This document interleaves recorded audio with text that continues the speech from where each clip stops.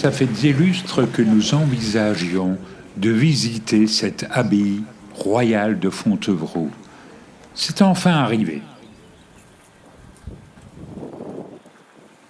Et c'est par un jardin envahi d'euphorbes que nous accédons à l'édifice qui est classé au patrimoine mondial de l'UNESCO, au titre du Val-de-Loire.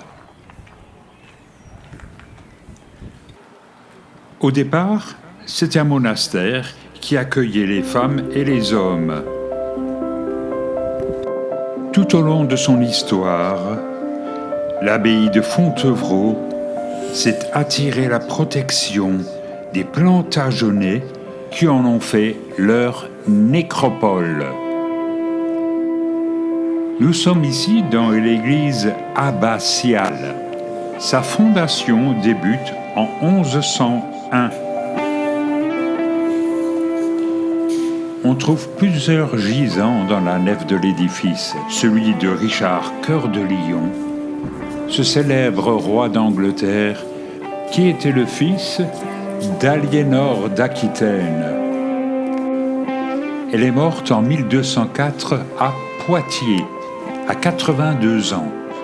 À côté d'elle gît le roi Henri II Plantagenet. C'est en 1804 que Napoléon Ier a signé un décret qui transforme l'abbaye en établissement pénitentiaire, au même titre que l'abbaye de Clairvaux et du Mont Saint-Michel. J'en profite aussi pour dire que le plafond de la nef est une voûte à fil de coupole. Nous sommes ici d'ailleurs à la croisée du transept. Le chœur roman, quant à lui, présente un déambulatoire et 3 absidioles. D'élégantes colonnes donnent de la grâce et de la hauteur à ce chœur roman. Les colonnes sont elles-mêmes surmontées par un triforium aveugle. Le cloître est placé au centre du monastère du Grand Moutier. Il a 59 mètres de côté et il dessert absolument tous les points de la vie monastique. Nous notons les épais contreforts du sud du cloître.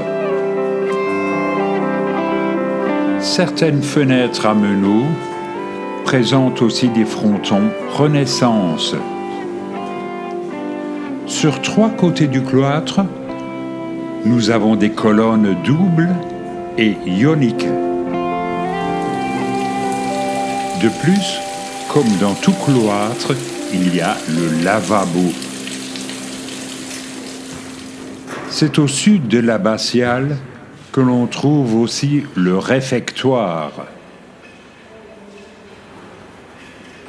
Les voûtes du réfectoire reposent sur des culs de lampe historiés. Ici, c'est un ange qui est représenté.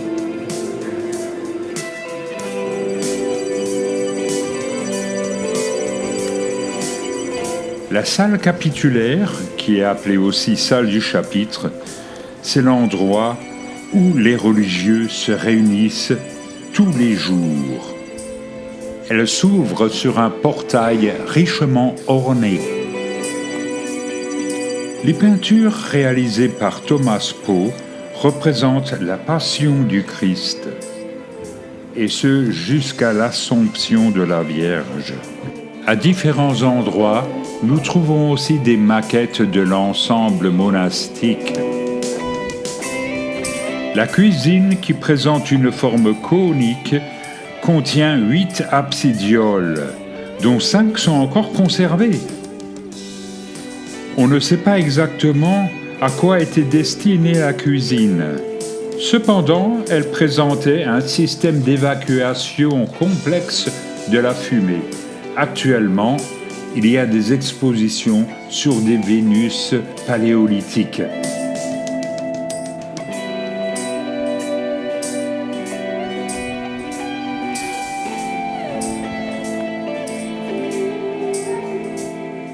Nous arrivons maintenant dans le quartier Saint-Benoît.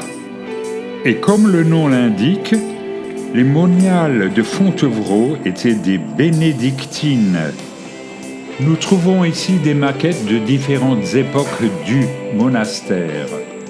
Et manifestement ici, cette représentation est celle d'une prison, avec ses murs épais et élevés.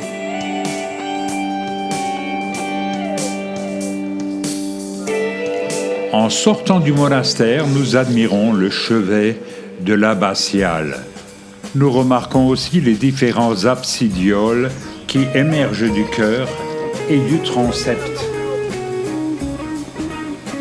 Et c'est dans ce jardin que nous découvrons l'art campanaire de Fontevraud.